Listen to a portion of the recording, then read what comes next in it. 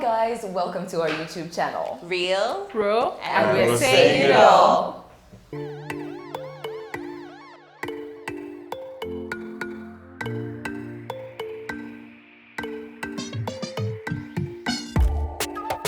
Right. Guys, welcome to this very special episode. Once again, we have guests. We are bringing you guests every time, you guys. Guests. We are bringing guests. And we'll let them introduce themselves. But you've already seen in the title, it's a really exciting one. We have never sat with, I haven't even sat with any creatives at all. This must be the first creatives we've ever hosted. True. Sorry, dear, I had not forgotten you. But but this is like, I guess, a different context. Film. We've never really done that, so we're very excited to have these two gentlemen join us. Just in case you're new and we don't do the other thing of the small one, the fat one, the light one. Kemi. Claire, Prim. So welcome. We're the Unpopular Opinion. So I'm going to let our guests introduce themselves real quick. Morris. Oh, hi, my name is Mugisha. I'm a filmmaker producer, and I'm the producer for film Tembele, which is making rounds. And I'm glad to be here. We're very happy to have You guys, Morris is a former model. He didn't say it, but may have said it for him. I don't know why he had to stand out. You know, for us to remember. Yeah. Not forgetting Big Brother.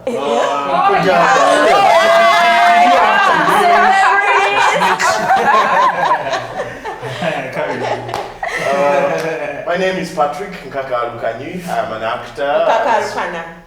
Yes, I do.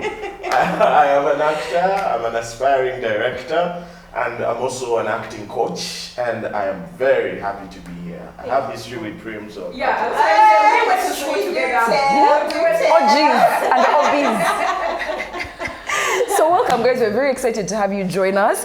And just before we get into the conversation, a big shout out to the sponsor of this episode, Gordon Spink. What is up? We're on Alka G and T here. So, cheers, ladies. Cheers, ladies. All right.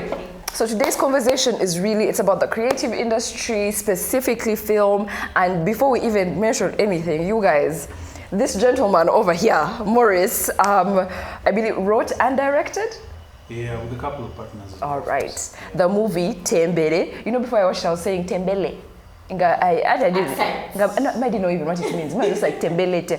But the movie Tembele, a Ugandan film, a really amazing Ugandan film that has actually been screening very recently at the cinema. If you missed, you ask Morris to tell us when you will be able. But and Patrick was the lead. He is the Tembele in the movie. And you guys, this movie was pre-selected for the Oscars. We just need to. Are you understanding? As in the comments also, you should be clapping. Leave the emojis. What an amazing achievement. It's a beautiful thing to be proud of. And we just want to chat with them about the film industry, what that's like, and also about being pre-selected for the Oscars. As in, wow, here on our set. Yeah. Guys, go with that. You guys, I think we shall republish this episode when they are the Oscars. That is it. Thank you very much. All right, so Morris, tell us a little bit about the film Tembele and why this story? Because I remember seeing that it's a thriller. I was like, hey, okay. To be honest, I'd never watched a Ugandan thriller, to be the first. And I was so curious, and then I went in and it was a whole experience, but why? Tell us a little bit about the story and why.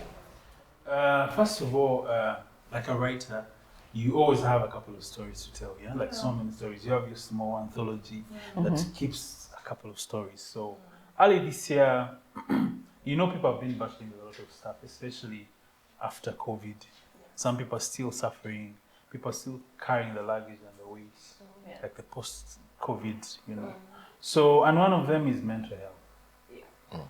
I'm sure every family has been affected or infected or in every way by COVID. So, those of us who went through it, and had some rough patches, that's why I came up with such a story. Yeah. I had so many, so I decided to round up and work on a story that would actually comfort people who are there.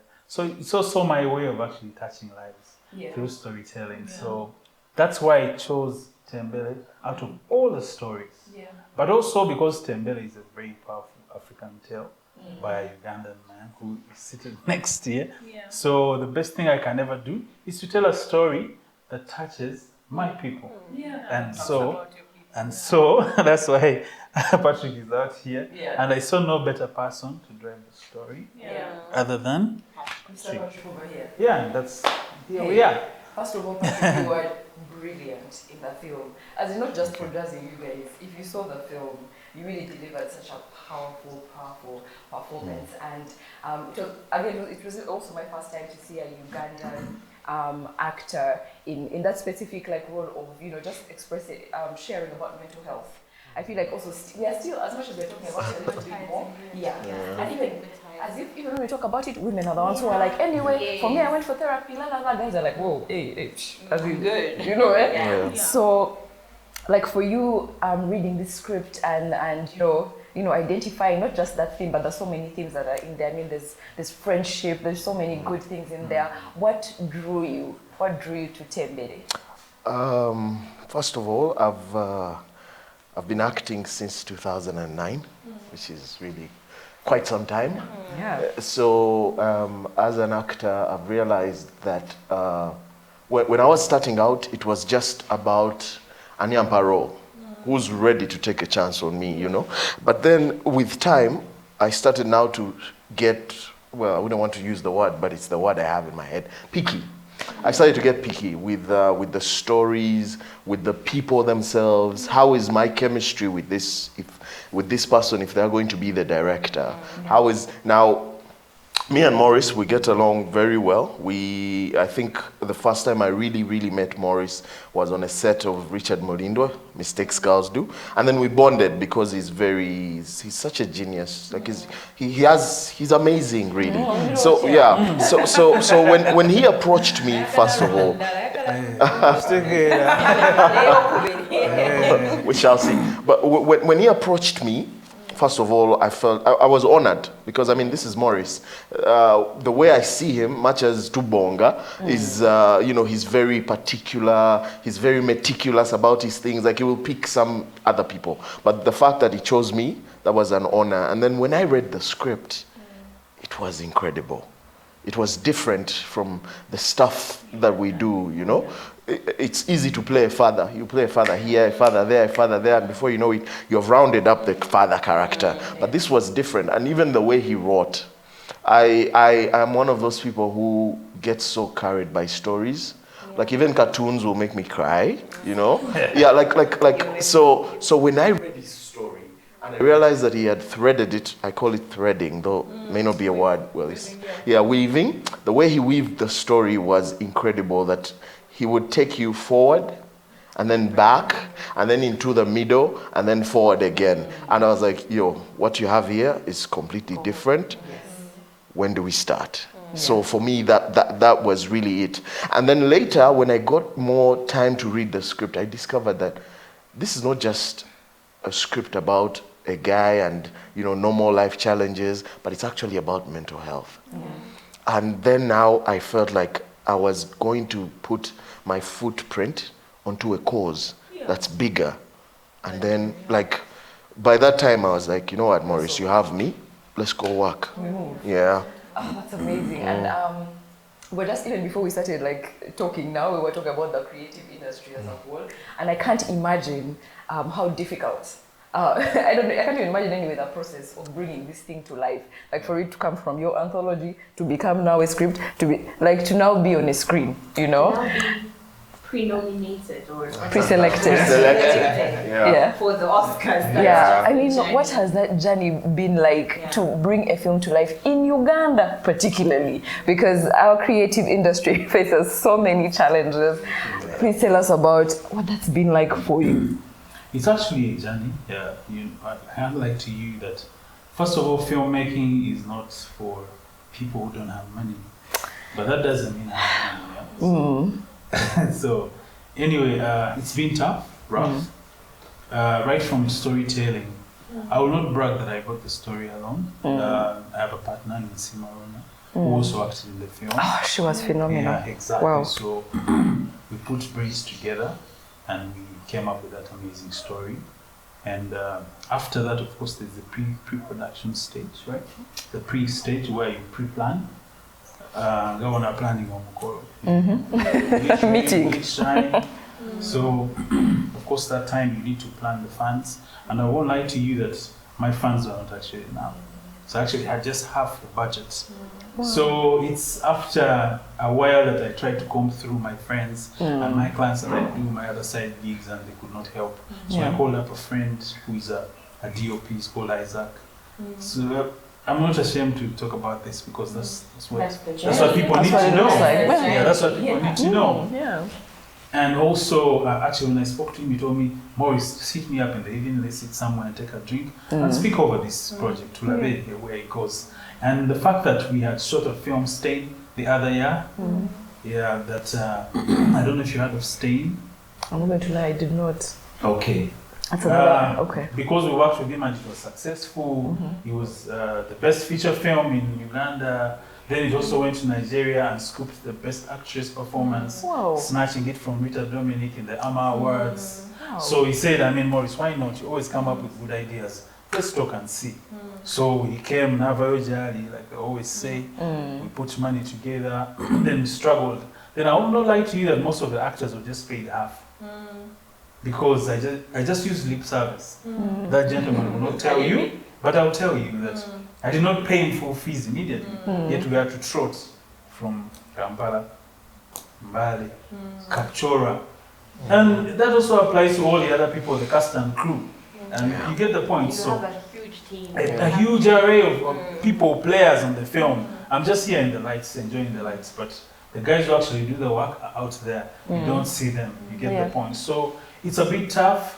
Then rehearsals, of course, because I have that one eye, where you single out those very gifted people like him, like Soledad Nzima, like Serubogo, who was a one-time actor on screen.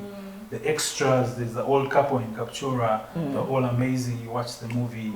Yeah, so it's like a combination of factors, but I'll tell you, my dear, it's not an easy road, but because of passion, it's the passion that keeps us going. Maybe someday, sometime, someone will check you out and say, oh, the dude has his A game, so let's go to work. So basically, in short, that's what it's like. Because Patrick, you've been in the industry for such a long time. What can we do to make things better? Even before we go to government and to Yambe, which people are, even us the individual, what can we do to support the film industry? I should have started with this. I am like right now. I think I'm very emotional because sadly you guys don't have tissue around. I wish. Yeah, can we get tissue? Because this is something I always lead with every time I get a platform. That whoever you are, wherever you are, whatever office you hold, please advocate for the artist. Because we have reached a point whereby the artist is the one who's looking out for you. You know, is the one who's looking out for you. And I think that's one of the things that leads to artists and politicians clashing. Because now we end up doing their jobs, and then when we do it well, they feel offended, and then they come after us and in so many ways. So for me, I'm very grateful right now to you guys, because this is a platform. You have given us this platform. We didn't pay a shilling, we didn't do anything. But here we are, you know, you're listening, you're giving us your time. So if everybody could just take the time, you know, even a like, even a share, a retweet, it's really enough, you know. Yeah, it goes a really long way. And what really makes it sad for me is I think before my granny passed, she told me this. She held my hand and she's like, you could have been anything you wanted, but I chose this. Like, if you ask my schoolmates, I was brilliant in school. People said I could be a lawyer, I could be ABC, but then I would spend all my time at the Department of Arts. And, you know, because for me, that's like, it's one of those things that come naturally, you know? So I was like, this is what I want to do. This is what gives me peace. But then I got here, and the moment it ceased to be about, I want to show you guys. The moment now, I was like, I've shown you guys. Now it's time for the appreciation to come in. It's time for like I reached a point whereby it was offensive to be told, you guy, you're so good. Yeah. Like I'll just want to grab someone and wrestle them down and be like, what do you mean? You know? Yeah, exactly, or something, you know? You know, so like, wherever you are, please, just do your best. Just do your part. Just do your best to support the artists. Yeah. Yeah. For me, I feel like that's it. Like, there's nothing else before the governments come in, because governments are like big corporations. They only come in when the numbers make sense. But are we going to sit on this art? Are we going to face problems in society and wait to make the numbers right? No. You know, I mean, there are things that you just can't sit on. You're like, it has to be pointed out. Something needs to be done here, and we can all do this. You know, even in my neighborhood, they know me as that loud young man, because you see neighbors pouring rubbish in a trench, and everyone is just walking by, and I'm like, yo, what is this? Who are we waiting for to deal with this? And then before you know it, I've caused the scene. And then they're like, hey, that's the guy of the record art. That's like, what is he talking about? Before you know it, you seem like a nuisance. But I'm like, I don't care if I'm a nuisance, but this needs to be sorted. You know? So, and everybody has that power. Us as Ugandans, when we think of Ugandan film, we think of our Kaimbila drama actors who are amazing in their time. You know, but times have changed. I mean, look at you guys have been nominated, pre-selected for an Oscar, and you know, that's the level you're at, and it's still not translating yet into any real recognition locally. I mean, Oscars picked it up, but Ugandans haven't. You know, and I will say I'm one of those Ugandans, and sitting with you here, mindset change. You know, listening to you has changed so much of my mindset. Actually, even before we got onto this set, when I was talking to Fiona about when she watched it, I planned on watching it. It was in the movie. It's in the cinema for too short a time. But again, that's because as Ugandans, we don't support our own art. We don't support our own. We go, what Marvel is going to produce and the thing is going to be 4 years. You know? We pack the cinemas, but when it's our own, and you know, even if it's not as good as we want it to be, it's called a It is step. ours. It's ours. It's a level we are going. We've come from theater acting to now film acting. You know, so it's a mindset, and we're hoping that by inviting you guys here, as much as our mindset, the three of us, our mindsets have changed toward the way we've been looking and seeing Ugandan film has changed because of you guys. But now we want to invite you guys to talk to us, hoping that our platform will also change the mindset of the audience that is watching out right now. So we want to really, really support, because we're artists as well. We're going to come to you for help as well, you know. Just as the same way we are sitting here, one day maybe, I don't know, one day we will support each other. You know, the arts somehow find a way of coming together. And I feel, again, I'll say mindset change. We need to change our mindsets as Ugandans. We need to embrace our own. Okay, so one of the things that we feel like it's cool for us to like other things that are not Ugandan. It is not. If you're out there thinking it is, it's really not. Like it's not cool. It's not cool. Maybe at some point in high school when you wanted to be seen as someone who knows all the lyrics to Alia's songs or all the lyrics to Jarul and G Unit. It was probably at some point it served you, but I feel like right now, and this is something that I've told myself I am going to scream and shout on the rooftops about this. Patriotism. Patriotism. And do not come to me with your jazz of this government, this what. We live in the same government. We serve in the same government. I see what's happening, right? But I keep thinking that love saves, and only love is going to save this country. You need to love your country enough, right? To support its teachers, support its doctors. Like if each and every one of us loved our country enough in our different aspects of life, but we don't create change as a group. It starts with you. Change yourself and you have changed this country. Each time you go on Twitter or Instagram or Facebook screaming and shouting about this country, ask yourself, What have you done? what have you done? What have you done, right? So it's not cool for you to say, oh, Sit Phil, back. it's, who is there? Nkakalukanyi. Friends, let me just go and watch which Marvel or whatever, if it's premiering at the cinema, and no one is telling you not to, but I'm saying that we could invest this money, back here, right? Because there's let me tell you something, whether it's good, whether it's bad, for me as me, it's ours. It's like no parent ever, like gives up on their child and abandons them simply because of the path they've decided to lead. So I want you guys to look at Uganda as your child. Uganda is your child. Because, and I've been telling people that do not be fooled and think that, oh, for me, I think I'm preparing a better future for my children elsewhere, abroad. Or that I'm preparing a better future for my children somewhere in an upscale neighborhood. Let this one suffer.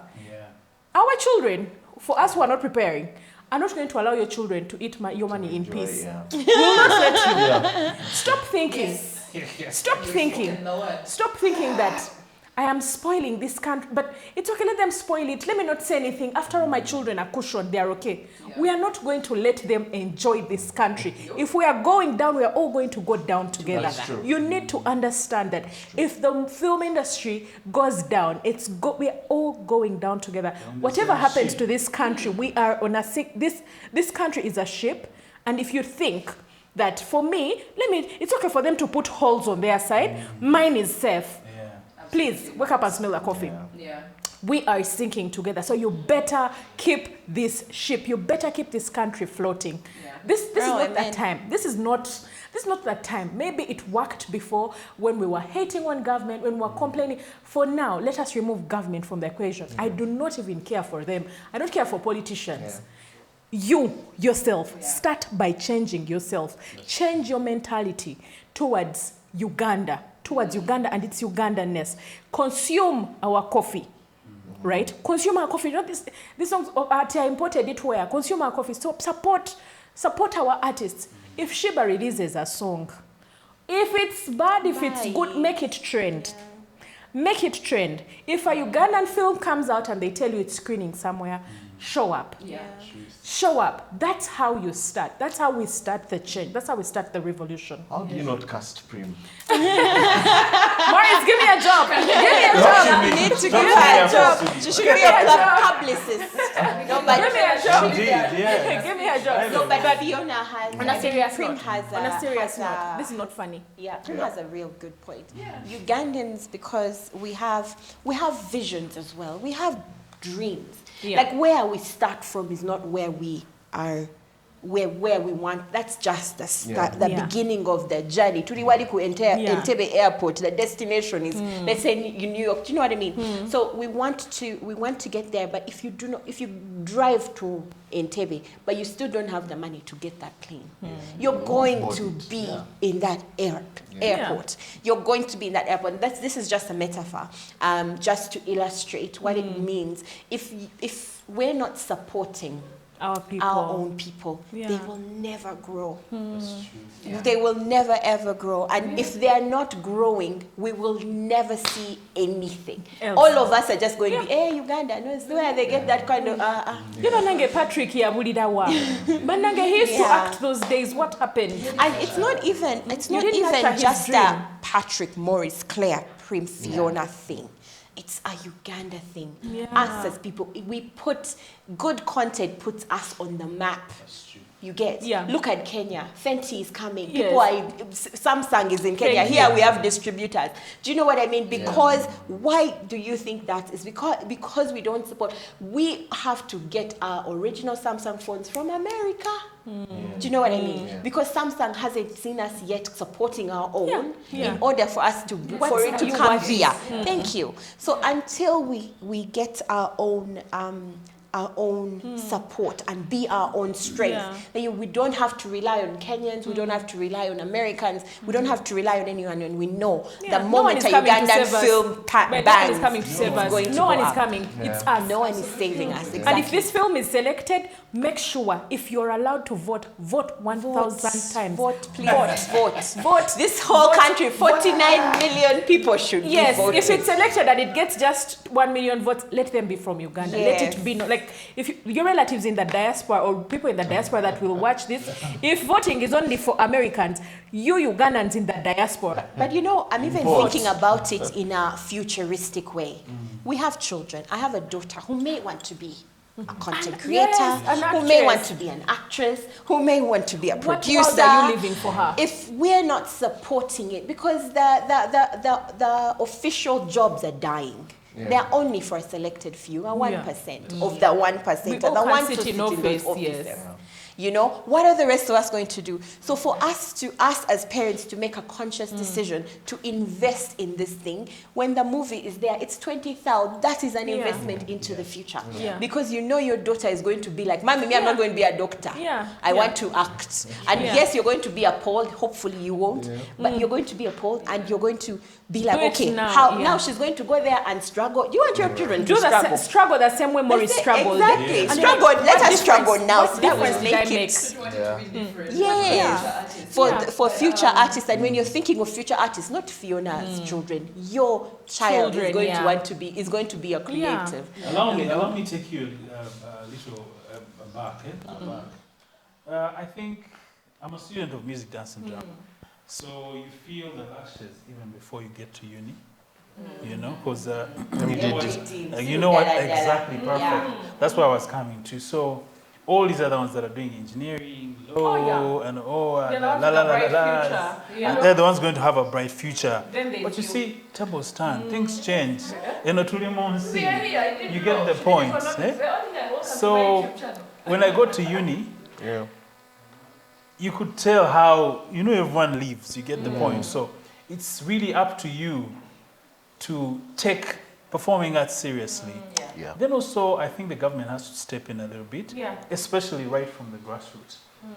You remember kids doing the concerts, the drama groups, the poetry sessions. Some kids will either dodge because of the bad name, the bad. And it's cool. Exactly. It's cool to dodge those You go and hide in the loo for 1 hour until Mr. So-and-so is training, maybe playing xylophones or recitals. Goes away, then you turn out and you're the ninja of the day. You're the ninja, So I think the whole attitude thing has to change. Even the curriculum, it's a bit old-fashioned. It's archaic. You know, it's been around for ages. It has to accommodate. I mean, to be true, say people should teach music. Oh, my daughter does ballet. You see? Like, but these things were there. They were there before. They were telling Exactly. So if we have an attitude change, maybe even the kids growing, because now for us we're focusing on new younger audiences, younger people. But no, it's the branch is already bent. Let's focus on the younglings, the way I call them. Attitudes will be fresh, mentality will be new. You get the point. That way to Jafuna, like we'll have crowds that are a bit more informed about this area. Yes. So, I mean, you guys, I feel like I can't add another word because you've said what you've said, you guys. I mean, the creative industry needs such support from you, the person who's watching. Even our footballers support in Yes. So, I wanted to talk a little bit about, again, going back to like the mental health conversation, specifically like from the angle of men, because I don't know, women for us, it's a little bit different. It's different. Women make a lot more room to talk about those things. For us, we will talk about, I went to therapy and this happened and let's have that conversation. And for men, I don't know, there's that limitation of as if it's just locker room talk. It's just this, just that. And yet mental health applies to absolutely everybody, right? So I wanted us to just like talk about it a little bit and why like you decided, you know what, let me bring it in from a man's perspective. Like let this story be told by men. Perfect. Thank you for putting it that way. I decided to drive my message through the lead character, the protagonist Tembele, because most of the time people don't, like the crowds never really think about men. half the time it's the other, Yeah. the women, the whole thing. And for me as a man and going through life, right from my childhood, I grew up in the barracks, Luzira. I even went to a barracks school, Makshon Bay Primary School. So I'll save you all the things that I saw there and all, but they have really helped me understand life differently. Yeah, growing up in the barracks, then doing photography, following my dad every night for those after parties at 3 a.m., then diving into university, doing a course that I wasn't sure of, then meeting people, getting into fashion modeling, then doing photography, then doing events, then getting into film, then also running advertising. It has really taught me so much. So as a man, I will tell you that I have seen what I have seen. So, and most of the time where we come from, people think that men are strong, men are hard. They're supposed to be a rock or mugumu. Or ninja. You're supposed to have customers with a spear and exactly. Exactly. That's how they envision us, by the way. A man wearing a leopard skin. Exactly. Probably having dotted things in your face to look macho. But I'll tell you the truth. That deep inside, the man has. He's vulnerable. Yeah, he's vulnerable. Yeah. So just the way you saw Tembele in the film Tembele, he had his issues. He was probably even more hurt by losing a son who he counted on so much, because that's the very reason that kept him going. He wasn't exactly a very rich man, but the things that keep us going in life, and that's majority men, the things that make us wake up every day to meet the rising sun is to come back home and excite people, the small people in our lives, like our kids, our lovers, our wives. You get the point. So this Tembele guy is shattered beyond repair, and he doesn't have anyone to remind him that, dude, look here, man, these things happen. It's just a shift. These things I think I was in primary when the New Vision ran a story about a man who just woke up one day and he hacked his entire family. There were babies, there were like he just got a panga and he just hacked all of them and then killed himself. I didn't know the guy, but up to today, and by then they had these very nice cartoonists who kind of like, illustrated the whole thing of how he moved from the first to the second. Like there was even 1, 2, and there were all these drawings. I remember so clearly. Like actually, when I become a director, that's the story that I want to tell. I don't even know why, but like I keep on wondering, why? I mean, if your intention is to kill them, don't have them. Or if you do have them, kill them when they're babies. But some of them, there was one who was pregnant, then there was another who had like 2 babies that were his grandkids. And he just hacked all of them, and then he killed himself, and that was it. And of course, investigations and stuff, that was it. But every day I keep wondering. They didn't even talk about the fact that his mental. Yeah, they did. No, they don't. Everyone just demonizes them. Exactly. Exactly. By the time someone wakes up and does something like that, and it's actually, the world is moving to a place where people are in such a mental state. Instead of saying that he's evil, it's an evil thing he's done. But for a human being who's just like you, to go from being normal and loving their family. I mean, he raised his daughter. Clearly, he had grandchildren, so he loved them. For him to go from that to doing this extremely evil thing means that there's a mental breakdown there. Could it have been prevented? What could have he done? We can only have them now. And this is really the perfect time because we're just coming from COVID. There was no rehabilitation for anyone. If you're lucky and you have a partner with whom you kind of open up, but I've realized that even with most marriages here in Africa, he's there, but you don't know him. One time he just snaps and you're like, mumuleke, ajakukakana. And that is all the therapy you will provide. But sometimes, there's just a need to just open and reveal all these layers and stuff. So COVID, we're done, and now we're post-COVID, and it's back to life as we know it. Kuyiriba, what, but there's so much damage in there and we just don't know, you know? So anything can really happen, and I feel like it's the best time to talk about this. And also everyday stress. Like for us women, it's a little bit easier. I mean, it's still not perfect, but it's a little bit easier because, I mean, I was sharing yesterday on my Instagram stories that I had a hard day and I was going to go home and cry. But I know for a fact if my husband had a hard day, he's not going to go home and cry. yeah. Do you know what I mean? Yeah. And so that's it's like bottling. Eventually that bottle blows up. You know, and you have no idea how it's going to blow up and the effects on the people around. Speaking of like how, just like the intensity of all of that, how did you prepare for that role? Yeah. Because it was, I even wish also She expressed to you us guys how emotional it was. was. Because when, like legit, when you were happy, we were about to start dancing. When we were sad, our hearts were breaking. I mean, how did you prepare to bring those things to life? If you ask him, he may not say, but then let me also say this.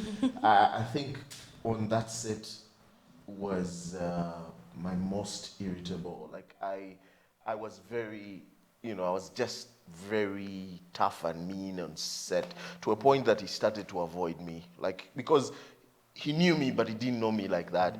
But for me, it was because that's all I saw. And after getting to understand that the script is actually, there are moments where we are in his head, and then there are moments where we are out here, and we don't know what's happening, and then later on, he will take us back into his head. I just knew that the underlying thing is he's, well, the word I have is bad, but that's the word. He's constipated. Like there's something he wants to bring out, but it's just in there. And so that was like the overall feeling for me. Even now, of course, I had to keep it even offset just to maintain, to keep it in mind that this is what you need. This is what you need. Because it's easy to break into a smile. And always we mask so much with just smiling and laughing and, So that part comes easy. But now this other part, it's not easy. So you have to keep it. Like just keep that fire there, They may not they may not understand, but maybe after the movie is done and now you're back to your normal things, they'll be like, oh well, it's a movie, but it helped, And so You have to really regulate so many things. That's true. when you take it seriously. Well, I'll tell you that writing and, see, when you write, you keep rereading, revisiting the same roles. So half the time you take sides. You take sides with the leader, that is the protagonist, and the antagonist. Yes. But I felt sorry up to this very day. It's not normal to apologize to an actor, but because, you wrote something lethal. That's the work. Try to say something lethal. Yeah. Exactly. So that's what it was. That's why most of the time when people walk out of the cinema, you had some reviews. There's an old woman who approached me. She was about 58 almost. The granddaughter brought her to watch. I don't know why. She was like, "Mtabani, oyagala tukabya." I was like, "Neda mami, and the best way to tell it is just to tell it." Yeah, we've seen all those other stories that exist. Yes, we could have come up with a comedy or a romantic something. A little girl chasing another boy happily forever after. But we can always find that. This story, it had to go. And each time I think about Patrick in Tembele and in Simarona in Mawe, it's quite, I don't have words for it. Okay, so question, because we all missed it in the cinema. Yeah. Except Fiona, but we really, really want to watch it. Fiona has given us such a great review. The fact that you have been pre-selected for no Oscars is generally just automatically a great review. How do we get to watch it? Because I know people are going to ask. Actually, it screened 7 days, non-stop, in Akasha Mall. Of course, it wasn't just my powers, it was UCC, because it was the best feature film this year as well. He was also the best actor this year. So we don't take that for granted, thank you God. So UCC coupled with Century Cinemax, then they gave me a hand to make sure this film does what? Screens, because it's one of the prerequisites for pushing the film to the Oscars. To the Oscars. So to answer your question, due to public demand, we're planning to do more screens probably next month on a date that will be communicated. We're also looking towards screening it in Entebbe. I live in Entebbe. Trust me. I am going to gather people and we literally walk into that cinema. I hope the numbers, people like a lot of fish and sinking your feet in sand. Me, even if there is one person who watches, it will be me. I will be there. Okay, cool like that. So the most immediate one could be Entebbe because I've been pondering over it. Victoria Mall. Thank you last so week much. exactly. Victoria Mall, Yeah. I will be there. So if we need to do a bit of kakuyege, just I am say. going to.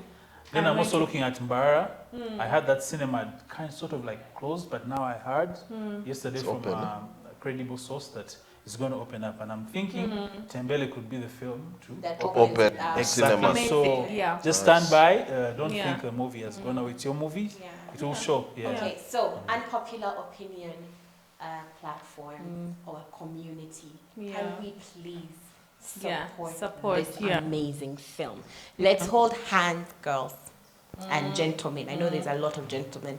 Let's hold hands and support our amazing artists, our amazing actors, and our amazing filmmakers. Let's support an amazing film. And I'm saying this with so many goosebumps on my body because I feel like let us show Uganda what unpopular opinion community can do. Let's show us how much support we can give to our own. Let's even show what we can do if we came together. Yeah. For each person that's watching, Yeah. you told 5 other people and you went together. Yeah. Imagine what that could do. It's, I mean, can you even imagine? Like, when I picture this movie winning an Oscar and Ugandans haven't even watched it. And again, which movie is that? Just biggest. We're winning. No, that's what Yeah. happens. Even when these sportsmen bring gold, we find it tomorrow on Twitter that so and so went to London and he won gold. You're like, oh, okay, then you watch the highlights. What did they? You're like, Then you post it. hey, you're like, hey, then now you post slow motion. Hey, you're like, our guy, what? Don't know him, Yeah. first day you'd rant about him. Yeah. So we need to do Swara. better. I We will need to do change. better.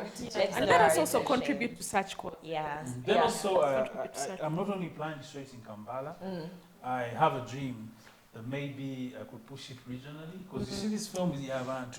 It's also in local language, by this indigenous language. It's not English, so I plan to show it in the north, probably in the west.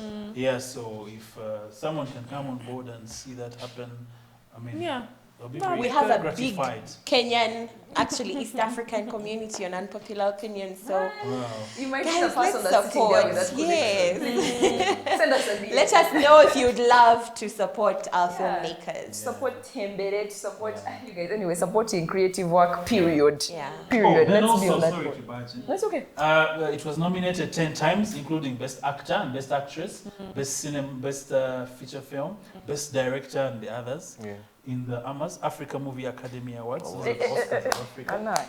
So Let's this go. month, Please, can you send us a link?